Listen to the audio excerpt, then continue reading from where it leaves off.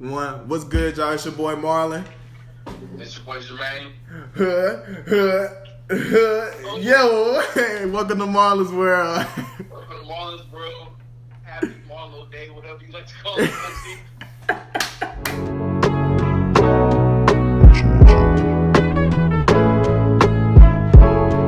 I'm on, but you want me home. I get you what you want. Jermaine Holt from the University of Houston, track and field runner. And basically, like we always do, we're going to hear what this man has to say about his life and his experiences. I'm going to ask him a couple questions, and then after that, I'm going to give him some ifs or this, and then, we're just going to learn about my boy. So, go ahead and introduce yourself, bro. As the great man said himself, I'm Jermaine Holt. At this point now, I'm alumni from University of Houston, track and field team, 2019 national champion, world record holder in the 4-4. Aside from that, I'm an investor, content creator, and preacher. So just really trying to get honed in on all the skills and just master everything, low key. For sure. So we finna go ahead and get the quick started. So the first question is, how old you was, and what made you start doing track? I believe I was 9. It was in the 4th grade. Only thing that made me choose track was because I had an older sister. She was already out there running, and I always wanted to do whatever my older sister did. Don't really know why, but I saw out there running. I'm like, all right. So I just literally just hopped out there like they was already having track practice. I was not signed up at all. I just hopped out there and just started racing everybody. The track coach looked, and he was like, I mean, this boy got on basketball shoes. Like, that man just hopped out here just wearing anything, but he low-key out here moving. Let's do that and kind of skating a little bit. So he asked me to want to join the team, and it was pretty much curtains after that. Like, it was just like, all right, well, this is going to be something I do. Then once I got introduced to AAU track, that's when I fell in love with it. Because everybody know who do AAU track. That's where all the rollers, like, yeah, the rollers are. Like, for sure. It's raps. Facts. Okay, so with your process of, because I don't know if people know this, but I'm gonna say it. You have a YouTube channel as well, and you pretty much, like, you told us. I've watched it. You told us what, like, challenges you went through as far as, you being a high schooler, and then like you said it yourself, like, you thought it was sweet. You know what I'm saying? You thought you was able to go to the Division I level, and it was so many stuff that was going on within that process. So can you tell us, like, what challenges you went through as far as coming from high school and into, where you at now? Basically, from high school, high school real simple. Like, in all honesty, at least for me, high school real simple. Like, if you got a gift, you got a talent, you got work ethic, something gonna work out for you. Like, it's really, really cool. When you get to college, though, you got to know, like, high school, you learn how to work hard.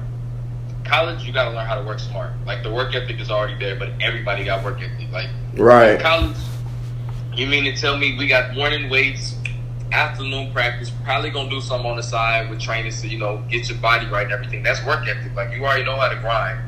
Everybody in college, especially once you get to D1, like, I came out of JUCO, so we know how to grind. D1, same thing. It's like, everybody that you'll see at the D1 level, we know how to grind. So you can work hard all you want. That working smart part, though, that's the thing that I would say it requires skill. Like, there's one thing to have raw ability, but when it comes to how to work smart, now you're actually trying to master a skill. And when it comes to track sprinting, that's a skill that a lot of people don't see it as that. But it's like you try to achieve maximum efficiency in regards to how much effort you're putting in.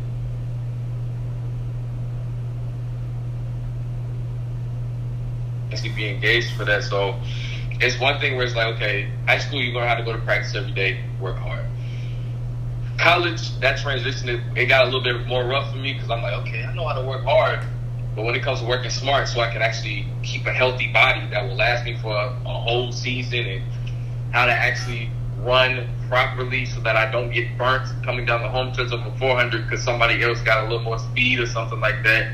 You got to take all that into account, and you got to bring that into practice every day. So instead of, I'm just coming to practice to get in shape. That's one thing. When you get to college, there's actually things that you see outside of practice, because I'll look stuff up or I'll read something. Mm-hmm. I'll see that or read that, and then I bring it into practice. Like, okay, so if knee lift is a problem for me, you got it. Okay, so your focus in practice is knee lift. And it's not like for that one day, I'm going to come to practice one day, work on my knee lift, and now that I lift my knees, I'm good. It's like, it has to be something done consciously so much that it becomes a habit unconsciously, to where I worked on knee lift so much to where now when I get in a race, I don't have to think, it just happens. Like, right. It just goes. So that was really the most challenging transition, because for something to become muscle memory for your body, that takes time. So there has to be intentionality every day. Right. I have to work on this one specific thing. Like this one detail that don't seem like it's that deep. Mm-hmm. Work on that every day. Exactly. And it shows up. Like, it definitely shows up when you get to the big show, when you get to the big time. For sure. So what motivates you the most? I would say right now, like, I used to have this cliche of, I do it for my city. I'm trying to represent for the 314 to let everybody know from the city. Like, yeah. You can make it D1, you know, I'm trying to let everybody know you can make it out of T-Coco D1, cool. But at this point, like, my little brothers that I literally watched in high school, now they D1. Like, one go to Baylor, one go to A&M.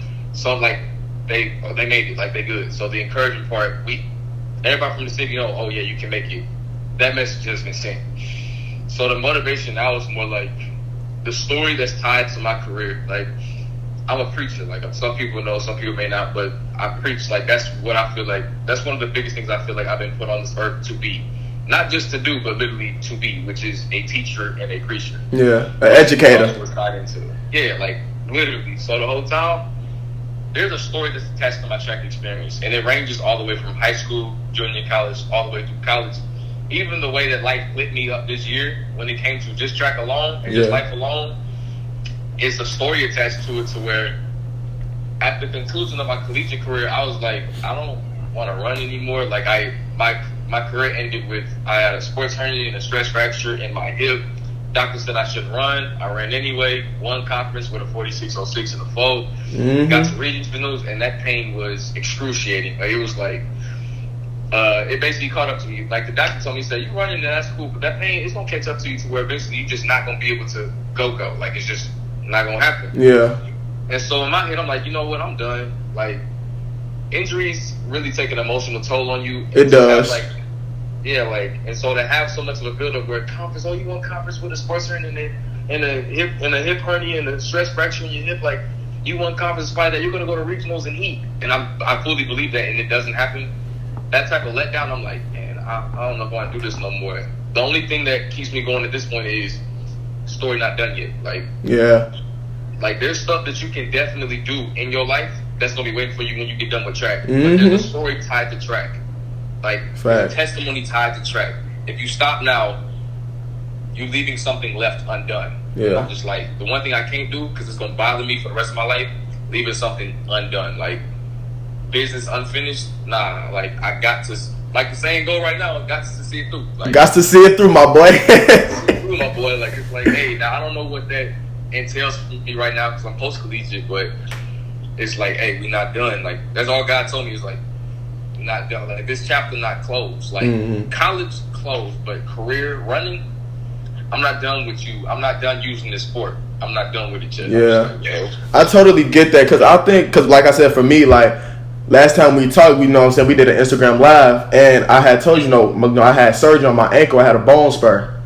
So for me, it's more so, it's like, I think the best thing, like I said, for me, is just that my mental is already strong. Like, I built my mental up, and like self-appreciation, and like one thing I do preach about, and like when people watch it, they're gonna say I preach all the time, self-love is the best love, bro. Like, I feel like once you have that, bro, no matter what people say or do to you, or like you said, the doctor might have said to you, at the end of the day, if you feel like you can do it, you're gonna continue to do it. Once you say, like, just like how you said, you gotta see it through. Like, no matter what obstacles go through the way, you know what I'm saying? The thing is, it's okay for little setbacks, because the thing is, they don't do nothing but build you into further success, in my personal opinion. Oh, yeah. So that's why I said people don't. I feel like when people kind of just be like, man, this ain't my time, and what is that? What if the next day is your time? Because you just decided to stop today. But the thing is, you'll never know because you just stopped now. So, like I said, once again, like you said, it's an emotional toll, but then it's also a mental thing. Yeah. You know, bro. So the next question is, but you probably already know this. What are your strengths as an athlete and as a person that kind of come together? I first and foremost, like, the thing that literally brings me through everything is straight up mentality and will. Like, it's like if all else fails, the only thing, it's like, I'll use an example where it's like, okay, if you're a 400, like 400 runners, when we run in that lap, when we get to that home stretch and everything else goes out, like nothing else is working, everything is all tired, we go to the arms. Like, you go to the arms, you revert back to that form because you know that's not going to fail you. So the whole time, like, no matter what happens in life, the only thing I'm always going to revert back to is one, God. I'm just like, okay, God, like, I know everything that's going on, so I'm not really going to ask you why. But I just need you to tell me I just need you to let me know what you need me to do right now. Like when literally my season, like I'm at Drake relays and I'm just like, okay, like doctor was like, you probably shouldn't run. And this is like 3 weeks before conference. And he's just like, you probably need to go and hang it up. I'm like, okay, I understand that. So I'm like, all this is happening. I can't really run. I'm hurting. But I'm like, okay, what you need, God, what do you need me to do right now? Like, that's all I ever revert back to. And so my strength is one, my dependence upon God and like just being guided by him. But the guidance part is to get the directions. But in order to actually, sometimes doing what God is actually telling you to do in a certain season when you feel like you don't have the strength to do so anymore and it doesn't even seem realistic anymore, it's, oh, that's will. Like, it's one of the things where it's like, hey, I don't know how I'm going to get through this, like, but I just got to take it day by day where it's like, okay, like, if I were to try to bring all this all in at once, like, try to handle it and figure out weeks ahead, nah, I can only figure out this day by just attacking it. Simple. So the best thing I can say is, like, about me is, okay, will, but also that consistency. Like, I'm the type of person where I'm like, okay, like, once again, you can't eat the whole elephant, like, all in one bite. You gotta one bite at a time. Mm-hmm. So just like when it comes to this athletic journey, it's like you're not gonna, like, in my head, it's like you're not gonna wake up and be an Olympian, big dog. Like, you're not gonna wake up and have this 44. But every day you gotta take a step in that direction. And as much as this time seems like such a setback because I got injured, like the fact that I even almost went 45 with my injury was literally didn't even make sense. Like, the fact that I was even running in general with that mess doesn't make sense because, like I said, that mess hurts, but the whole time is one of the things where it's like it's just a day by day thing. Like, it's a every moment living in the present type thing, and that's one of my strengths is I got that focus on the present. And I'm like, okay, I know what happened in the past. I know what I was told in the past. In this present moment, when I step out here or when I get up into this space, I'ma just do what I can, like, and I'ma just let everything else take care of itself. And that's just a consistent thing with me, like, because I feel like a lot of people, when it comes to what it is that they feel like they can do or can't do, a lot of that is riding on something that they feel like is going to happen in the future, and it's dictated by patterns of the past. And the entirety of the time, it's like, if you just don't consult none of that for a second and just live in this present moment and just go ahead and put yourself out there anyway, more likely than not, you going to shock yourself. Like, like that message. Yes, I agree with that. I do totally agree with that. I do agree with that. So, as you're in school, when it comes to like classes and stuff, what is your major? As of right now, I'm a TLIM major, which is, I think it's like called Technology Leadership Innovation Management. Okay. Okay. So I do want to know one thing. As an athlete, especially a student athlete at that, how are you? Is time? I know people might know this. Isn't time management necessary, especially with your practice and the tutoring and schooling? I know it's a whole different ball game, especially from junior college to Division I. Oh yeah, like definitely. Like your time, and all honesty, like your free time gonna come on that weekend, but throughout that week it's engaged because, like, once more, it's like, okay, you got practice, and things that people don't take into account is some people are like, oh, I mean, you got practice at this time, and then you have this at this time, so you should be good. They don't take into account if you just got lit up that day in the hot beaming sun in Houston, you don't feel like doing nothing for the rest of the day. Like, after that shower, if you touch, like, for me, after I shower, if I touch the bed, I'm not going, like, it's done. Like, I'm not logging in on no online class. I'm for so not going nowhere. So I gotta sit there and it's just like time management is like, okay, you gotta map it out, but you also like for me, I literally would go by strict numbers. It's like, okay, so practice at this time, come back home, shower. When it comes to assignments, just like when the clock hits this, don't think, just open the computer and just start doing your work. Because the moment you start waiting, 5 will turn into 6, 6 will turn into 8, 8 will turn into 9, and all of a sudden it's like you get about to 11, it's like you got to go to sleep, and now you just like, I'm gonna just wake up and do it tomorrow. That's not happening. That's not happening. So the whole time it's like that time management is like it's a requirement, but it also, in order to actually keep yourself on that type of schedule, you gotta have discipline. Like like you really have to be on yourself, because ain't nobody here gonna sit here and be like, do your homework. Like, no. All the coach is going to have is an expectation for you to get it done. So the whole time it's like, okay, the expectation is there. So the standard's there. I just have to do what I need to do to meet it. They expect you to have this certain GPA. What's required of you? Just get your work done. Like, it's that simple. Like, they going to give you busy work. Teacher going to give you busy work. Especially during the pandemic. Busy work. Like, because don't nobody know how to do online classes when everything got online. So they just busy work. The whole time it's like, okay, I'm going to start on this. I'm going to start at this time and probably take like 15, 20-minute breaks in between. And I'm going to just go until I get what I need to get done, at least for that day. For so sure. Yeah, that time schedule is definitely something different. But also prioritize rest as well, like heavily. So I think, once again, this question ties into, once again, being an athlete. Has your eating habits changed? Oh yeah. Like, man, I'll tell you.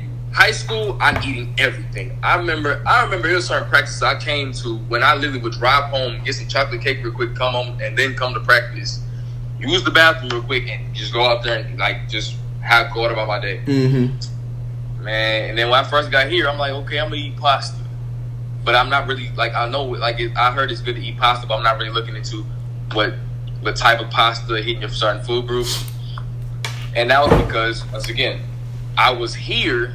But I didn't really have no goals. Once I got goals where I'm like, okay, I'm trying to make this Olympic team and I'm trying to pop 44, 43. You get real, like once you get a very specific goal, you get real intentional about everything that you do. Yeah. This year, when I tell you I got serious, like literally, I talked to a nutritionist. I was blessed to have my girlfriend who, she's a nutritionist. Like she studies that, like she's studying it. She ain't no nutritionist yet, but she on her way. Yeah. And I also talked to this man, Dwight, who he literally told me, he's like, this your food groups, this is what you got to eat.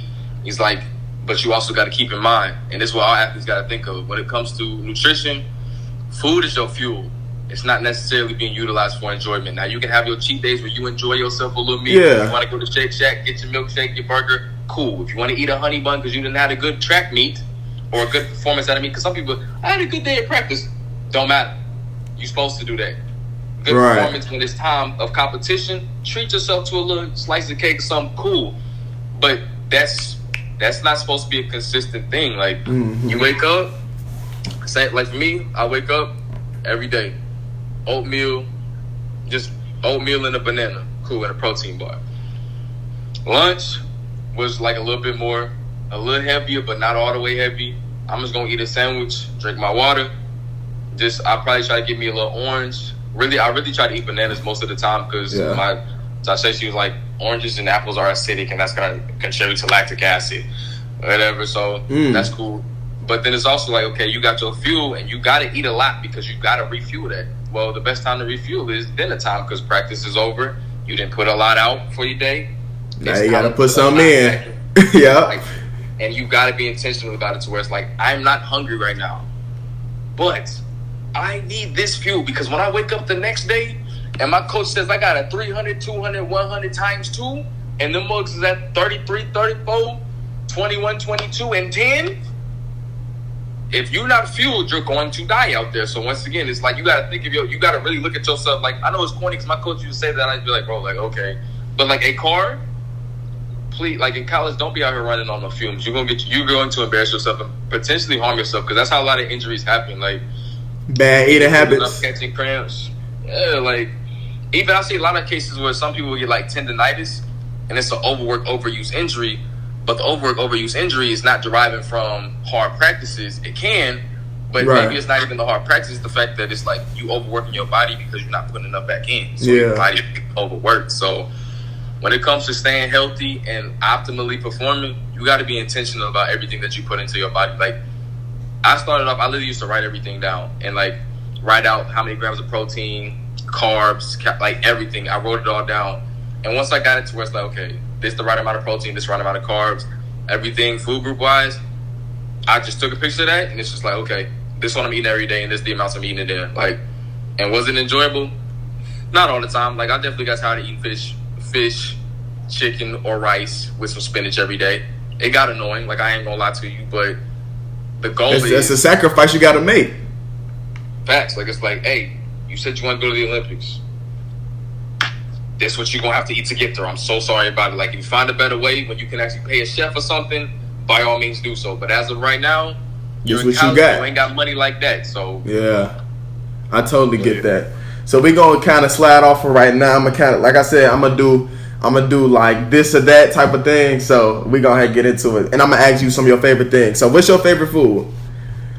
Man, right now, actually, I can't even say right now. It's always been like that. But chicken Alfredo. Chicken Alfredo. Okay. What's your favorite sneaker? Favorite sneaker.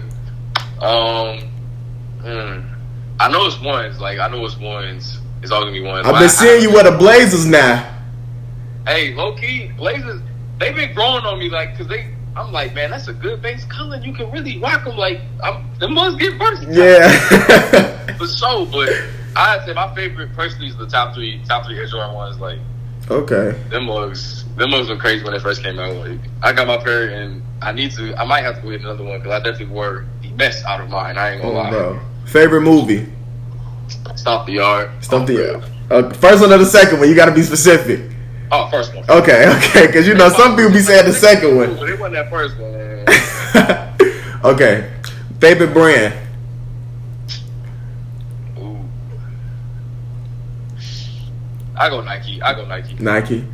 Okay, I don't want to ask you this yet, but I'm gonna ask you because due to, you know what I'm saying, I don't know, I hope it don't affect like your contracts. If it was any brand you can go to, what brand would you go to as a pro? And regardless of money, though.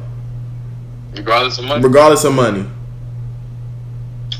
Man, that is a hard one because I ain't gonna lie. I know a lot of people that be with all the other brands, and they're all good. Like, they don't ever complain about them. But yeah. I ain't gonna lie. I would still rock with Nike because that practice gear that they be giving their athletes be. Man, for real, bro. Clean. Facts, man. Okay. Who, Beyonce or Rihanna? Oh, Beyonce. Okay. Girlfriend, we sorry. I'm just asking them questions, girlfriend. I'm just asking questions. Okay, so we're going to get back into it. So, you were coached by probably one of the top two, actually. Probably the top two athletes to ever run on the track. Oh, yeah. How is Carl Lewis and who else? Leroy Burrell. How is that? Just as far as knowledge, practice, and you know what I'm saying? Even though you're probably only around them maybe 2 or 3 hours out the day. How is that? I say like, man, they just don't play. Like, it's ain't nothing sugar-coated and it's simple. If you want to win and you exhibiting that in practice, they gonna focus on you. They gonna try to position you as best they can to win. If you come in there and you kind of, I don't know if I want to be here, they not gonna snap at you. They not gonna cuss you out. They not gonna hoop and holler. They just not gonna waste their time because it's like I'm here, like I'm coaching you to win because I want to win as a coach. So if you don't know if you want to win, I'm not about to waste my time until you figure it out. You figure it out, oh yeah, come on. You don't know though. So yeah, it's really that. Like, only thing that is on the forefront of any of our minds is I want to win. Like, it's simple. But I like with my coach, like Carl, he a character. Like, I'm not gonna lie, what you see is what you get. He does not care. He's brutally honest. Like, yeah. Like, if he if I'm like, hey, like, I don't have any foot speed, I feel like I need to work on that. He'll be like, you are slow. You're very strong. as a runner. Like, you got strength, but you are slow. And to me, that mess don't offend me because I knew that already. That's why I was like, I mean, Wiggins, okay, get the foot speed. Because Burrell, on the other hand, he get real technical with it. He's more like, because I'm the type where I'm like, okay, if certain stuff is not coming together and I feel like I'm running out of time, I'll be like, man, you know what I'm saying? We got to, you know what I'm saying? Like, we got to ramp up practice. Let's get on that. And he was like, cool, but it's like, you got to, like, it's like, the way he described it to me is like, you move a mountain by literally one pebble at a time. So it's like you just continue to stack rocks on rocks on rocks, one pebble at a time until you get this big overall structure. He said every day gonna add up into something much greater. Yeah. You gotta take it day by day. So you can't, because a lot of times, me and my homeboy Terrell, if we feel like we lacking behind or our time's not hitting yet, we'll come to practice, start pressing. So he'll be like, okay, run 300s, and he'll be like 35, 34, just like cooling it. And me and Terrell go out there and start trying to go 32s, 33s. Just off as like, man, we gotta, you know what I'm saying, we gotta hurry up and get him down. And he'll be like, hey, like, relax a little bit. Like, this is just every day, one at a time, just one pebble on top of the other until we build that greater overall structure. Like, y'all ain't gotta do all that right now. Mm-hmm. Like, this. And that was one of the things that I definitely was challenged with when I first got here, because I used to always press in workouts. Like, I used to always, nah, man, I'm trying to run fast, so ain't nothing we do slow, which means I ain't trying to stride, I ain't trying to pace, I'm trying to go. And the whole time it's like, you gotta be able to have the patience with your body and with the process to sometimes not necessarily go, but just do what you're asked. Like, because a lot of times I realize that some people, like, when they're grinders and they really like to work hard, the main question in their mind is, am I working hard enough? Like, you can be doing everything the coach is asking you to do, but you'll still have the question of, am I doing enough, though, to actually be great? And the whole time, I'm comfortable with knowing, well, I'm being coached by two greats.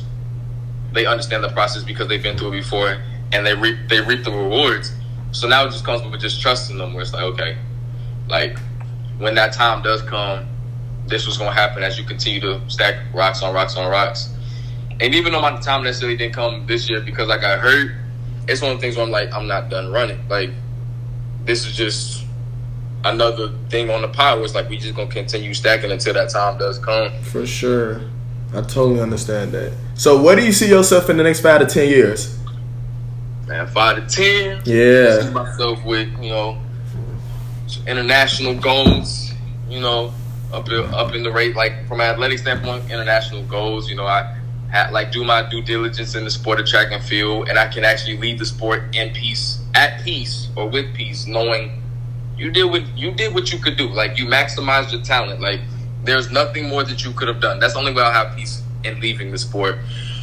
But aside from that, I also see myself an entrepreneur, but also a philanthropist, where a lot of people be like, oh yeah, when I start making a lot of money, then I'm going to give a lot of money away. I hate to burst people's bubbles, but that's not how it works. Like, you got to train yourself to be giving now. Like, when you feel like you don't have it, like, you got to, that's something that's for sure, bro. I don't think people understand that though. I feel like a prime example is, like, no real talk, me and you, like, realistically, like, I'm doing this YouTube thing every day. You know what I'm saying? Like, I'm not doing this in order to really get paid. I'm doing this as a gift to you guys. Like, just like how you said, bro. Right. You feel like God gave you the mindset of, like, Jermaine, I need you to teach these people what I'm teaching you. Right. You get what I'm saying? And I feel like for me, Marlon's word is about any and everything. So whether it's about something so uncomfortable that I talk about it for you guys. You get what I'm saying? Like, because you got to think about it. In this world, people are so afraid of talking a little bit. At the same time, we growing. You know, people don't really care about what others say. But I feel like my whole goal was this YouTube channel or this podcast for Marlon's World was to, if you wanted me to say something, I'll do it for you. Right. You know what I'm saying? I take the shots forward, because at the end of the day, people need to understand what's going on in this world, whether they like it or not. You know what I'm saying? There's so many things that what I naked eye, or when people want to call it the third eye, you know what I'm saying? Like, people don't really want to notice it. You know, so that's why I said, like, I totally do agree with that. Like, you do need to give, because when you give what you know, either whether it's money, knowledge, you know, anything, something greater going to come back. You know, yeah. So I do believe in that. I completely agree with that. Because I used to think, like, I used to be like, no, when I get in this position, then I'll begin doing that. And it's like there's certain things that you got to put into practice before you ever get in any position where it's actually like so publicly seen or publicly known. It's like I said, it's like a lot of stuff happens out of the condition of our heart. So it's like you got to actually condition your heart to be able to actually do that willingly, where it's not like pulling teeth if I ask you to bless this person or if I ask you to speak to this person. So even though you feel like you don't have the means right now, the fact that you're actually sacrificing in order to do this means that you're submitted to me when I actually give you directions, and that's what I need to see. So that definitely was rough. Like I remember something specific where my big brother, he said that he needed like, I think it was like $600-$700 like just for like an account thing or whatnot. I was like he wasn't asking me, he was just saying that he like needed it.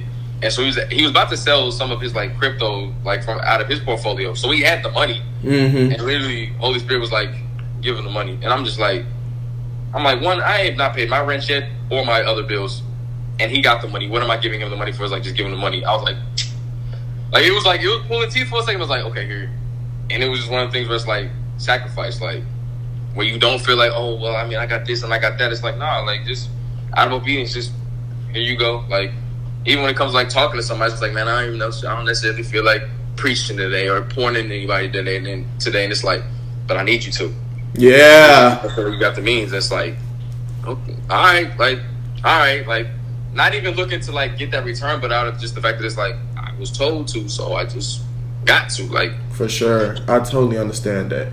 So, as you're entering your, like you said, your post track career, what are some things that you see as your biggest weakness, and how are you improving on it?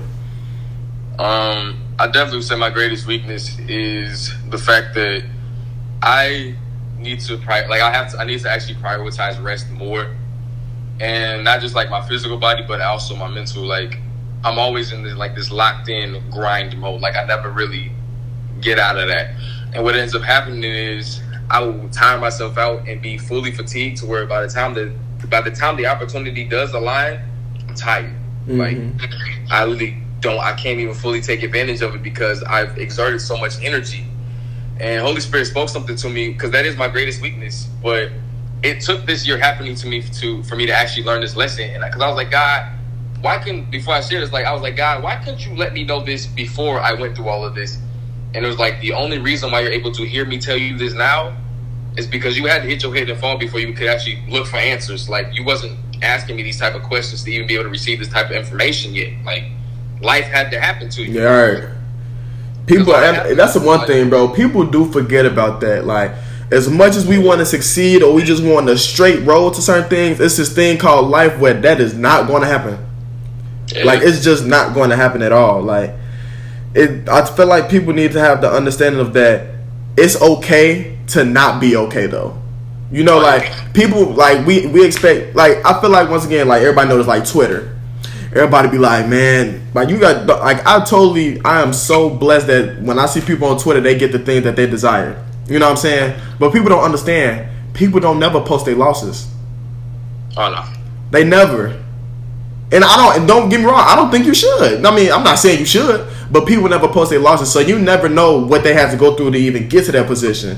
You know what I'm saying? Like as far as like certain people hitting a certain stigma in life, and like a prime example would be.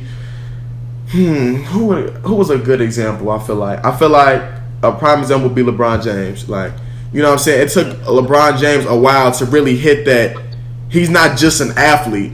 He's an all-around, like, great person as far as outside of the sport of basketball. You know what I'm saying? Like, he does stuff for back home, like how you said. Then he got certain things set up where he got his own business. Like, my favorite TV show from him is The Shop. I watch that. I love it. Oh, yeah. You know what I'm saying? And so in that case, I know you watch I Am Athlete. Oh, every Monday I'm live. Who is that mug on? I'm in the live premiere on YouTube. What is your favorite podcast from I Am Athlete? I would say definitely when they was first addressing like that mental health part. Yeah. And actually just actually discussing like, man, like, why don't we ever check up on each other? That was an emotional show for them a lot. Like, that was one of the things where I actually began to like really conceptualize with myself where it's it's cool to actually openly admit like I'm not good right now. Like I'm not good. But it's also one of the things where it's like saying like I'm not good. I think of that as like a long term. You just gonna be messed up, and the whole time it's like, oh, like in this present moment, I'm not okay. But in the foreseeable future, I'm gonna be good. Like I'm gonna be cool. I can let you in on what's bothering me so much right now as I get through this. But this isn't gonna be something that's gonna stop me. But I at least have to be able to acknowledge what this is right now. Right. Like it really aligned a lot with like one of my favorite speakers, Pastor Darius Daniels, always says, where he's like, you really can't ignore your emotions and then call that faith. But that's what a lot of us tend to do. Where it's like, we believe faith is not acknowledging the circumstance that we in because we have so much hope for the future. And the whole time it's like, no, acknowledge the present, acknowledge the pain of the present, but also keep your hope for the foreseeable future while still dealing with what's going on right now. Because a lot of what happens is when we actually acknowledge what's going on in the present, many times, whatever God was trying to tell you, whatever he was trying to show you, whatever he was trying to reveal, it comes once you acknowledge what's going on. Where it's like, okay, I'm not cool. Like, I'm not good. And once I started to see that I'm not good, I was like, okay, why am I not good and what caused this? And it's like, you be overworking yourself mentally and physically. And the whole time, that's when literally God told me, he was like, hey, you know the reason why you be overworking yourself is because you're working in a way that literally indicates that you're not dependent upon me. So you claim to have so much faith, but the fact that you work so hard shows that you don't. That's why you're trying to have all that in your hands and do all of that. And I was just like, man. But it took me first acknowledging what I'm dealing with right now, why and how I'm feeling. That opened up the door for me to have questions that God actually gave me answers for. So when they definitely like really disclosed that, and how it's really okay to acknowledge that you're not okay, it really like unlocked my mind a lot, like for sure. Yeah. And then honorable mention is when Dwayne Wade was on there and he talked about his child. Yeah. Which I don't know what to call. I don't really know if it be like daughter or son. I would say daughter. But when he talked about that and how he literally humbly as a father in the black household, which is unseen. Like, I have never heard of that before. Right. To actually look and be like, teach me. Like, so this is what you're dealing with. I've never experienced it before. I don't know anything about it. So I need you to actually teach me. He actually got in the place of, like, a student allowing his child to teach him something. Yeah. And that really exemplifies so much love that was unconditional that I'm like, man, like, that's crazy. That's like, different. Like, it's like, bro, that, like, I literally, like, usually you would think that, like, the reaction to that as a black father, especially given the fact of who he is, you would think that the response would be a lot different from him. Because, like, I got to uphold, you know what I'm saying, da-da-da. Humble, like, just teach me. Like, I don't know. Like, just, explain this to me because I'm actually listening. I'm not just going to hear you out and then push my opinion on you. I'm just literally trying to actually understand. And I'm like, man, like, I saw that as I took a mental note of that to really take it to when I enter into that realm of life in the future. That ain't anytime soon, of course, because I ain't gonna fake it. That just ain't for me right now. Right. Anytime soon. But like when I get to that point, I literally kept it in my notes because it's like that's a behavior that you're going to have to. That's the behavior that you're going to have to repeat for your kids. Like when it comes to actually having a healthy family and actually sustaining that. That's something that should actually be repeated, so to say. And some people might disagree and be like, no, you gotta keep the child, but that child is also a human being and should be treated as such. And sometimes, like, it can be to the point where, like, it's like parenthood looks like a dictatorship. But for sure, like, that definitely was them 2 episodes hit like hard for sure. Yeah. Okay, so we at the wrap of it. The last question is, as of right now, what are your top 5 priorities in your life at this moment? Top 5 priorities. My relationship with God is at number 1 because at this point in my life, I really don't know how a lot of stuff gonna happen. I just gotta walk with Him through a lot. Yeah. Number 2 is really just like really getting that financial stability. You know, like the crypto markets dropped. And as an investor, I lost a lot of money. Like I'm down a lot of money. Where I'm just like, dang. And I was like, I don't want to touch none of my money that I've invested, so I got to go get a job so I can pay my bills. So it's one of the things where it's like, okay, you got to do what you got to do. Simple. Like I remember, like, even to my interview, I took an hour and a half train and bus ride, hour and a half just to go to work. And the whole time, didn't blink. Like, I just didn't care. Like, this mess not even that bad because I got to do what I got to do. Because it's going to be the reason I can stay up in my crib. So, hey, let's just get to it. Simple. So, get that out the way. Number 3, I'll then say is my relationship with my girlfriend. I'm really trying to grow and develop as a man so I can actually be a good man to her. Because from the outside looking in, I feel like I can be seen as, oh, he's a good man and he does all these things right. But they're definitely, like, internally, I don't feel like I do enough for my girlfriend and my relationship. And so these are things that I'm trying to fix because I'm acknowledging them as a problem. Like, it's not like a bad, just terrible, everybody suffers type problem. I acknowledge that it's an issue. Like, I was like I'm honest with myself to be like, you're not doing enough. So you need to get it together. Even if she's not telling you, you know you're not doing enough because you know how you attack everything else in your life. You're not attacking this relationship like that, and you should. So that's number 3. I'll say number 4 is definitely track career. Actually, no, low-key, I would switch my relationship with my track career. Low-key, like, I'm sorry, Tasha, but, you know, like... she know how... She ain't tripping. As long as you in the top... She in the top 5, she good. That's facts. Like, hey, like, low-key, I'm like... Track definitely, like, in my head, I'm like, okay, like... I know post-collegiate training, I gotta, you know, attack that. But right now, it's like, okay, I gotta heal up. Because this injury I have is a 6 to 8 week injury where you gotta rest. And then you can go back to, like, working out, running, however you would like to. Yeah. Because... So basically, in my head, I have 4 weeks left before I can actually, like, even touch a track, which has been driving me crazy, which is another reason why I had to go get a job. Because I'm like, if I can't work out, I still got all that energy. So you gotta put it in something. Literally, because I remember my job, like my first job I got, and I just interviewed for this other internship with my dad company. But the whole time I was like, I gotta get 2 because 1 might not be enough for me. Because like I said, I got energy. But when I went over there, I'm like, man. Like, they said, what's your availability? I said, I'm free whenever. Just let me know a day ahead, and we green. Like, it's that simple. Like, I was like, I'll be there because I don't have a life. I ain't got nothing else to do, and I can't work out. I've been watching The Shy this whole week, and I'm already at season 4. That tells you that's all I've been doing, bro. Like, I'm just and I caught all the way up in One Piece. Like, I've been going crazy. So, number 3 definitely got to be, you know, wait, that was 4. It was 3. So that's definitely track career, you know, just healing up, handling business, getting back out there, making sure that we do what we need to do, and really just finish what we started. Like, that's the biggest thing, because I can't leave the sport peacefully until I do, especially because of the story and testimony tied to it. Then number 4, relationship. Number 5 after that is my other relationships in regards to, like, friends and family, you know, actually being a good friend. Like, that's another thing I'm learning at the age of 22, which it sounds bad because I'm learning a lot of this stuff late, but it's like, actually being a good friend, like reaching out, communicating, and being like, hey, how you doing? How you feeling? I realize that these are habits that I have to actually train myself to do because it's like I never created these habits. And also, like, hitting people back, where it's like, okay, if I get a message, actually communicating back. And it, like, usually I don't communicate. Like, it's not like I don't communicate back because I don't feel like it's not because I don't want to talk to anybody.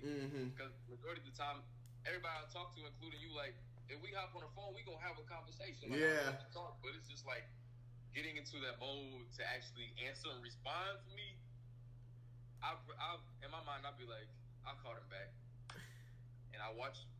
It's these shows, you know, or One Piece. It's over. Crazy, over with. Like, I'm saying, Luffy got one time to just blow his little arm up like this, and I'm gonna turn red with the hockey. I can't. Like, you locked in. He went crazy. Like, I just couldn't do it. But, so, like, that's really, those are my top 5 priorities. That's right now for sure. That's what's up. Well, bro, it was good having you on here, man. Once again, I appreciate you for doing this. You had to. You took time out your day to be on Marlon's World. So, not only me, but my subscribers and my viewers do appreciate that, big dog. So, I do. Oh, yeah, for sure. Much love. I get you what you want.